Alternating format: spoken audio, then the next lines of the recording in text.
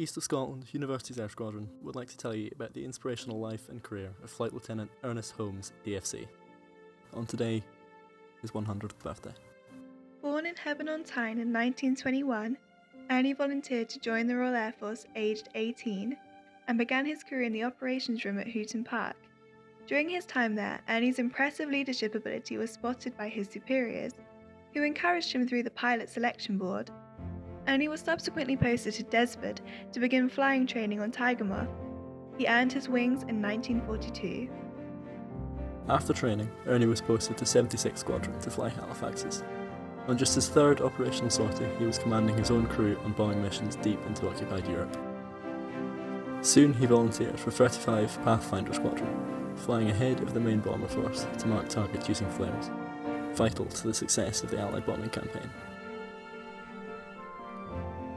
Late at night, on the 22nd of May 1944, Ernie, with his crew of 8, took off from RAF Gravely. Their Lancaster was one of 16 from 35 Squadron, flying ahead of the main force of some 372 bombers. Their target was Dortmund, an industrial city in western Germany. Despite poor weather over the North Sea and the Netherlands, they successfully attacked and triumphantly returned for home. On the return leg, disaster struck. Ernie and his crew were attacked by a Luftwaffe fighter, causing a fire in one of the engines. Ernie flew on, instructing his crew to bail out. A large explosion caused 3 of the men, including Ernie, to be thrown from the aircraft. They descended using parachutes, not knowing where they would land. Tragically, the remaining 5 men died. Ernie came to ground in occupied Holland and was taken in by Fons Verderheiden of the Dutch resistance. For the next 3 weeks, he was kept in hiding and regularly moved between locations.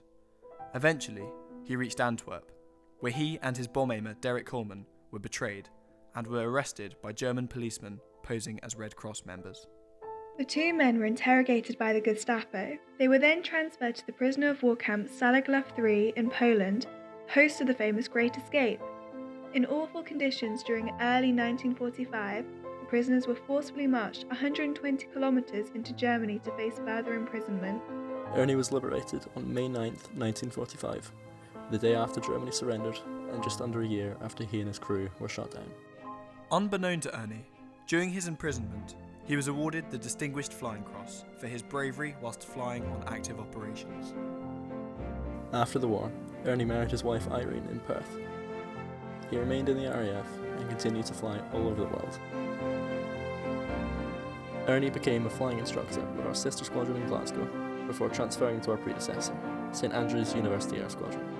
Here he was chief flying instructor, and many students were fortunate to begin their RAF careers with his lessons in the Chipmunk.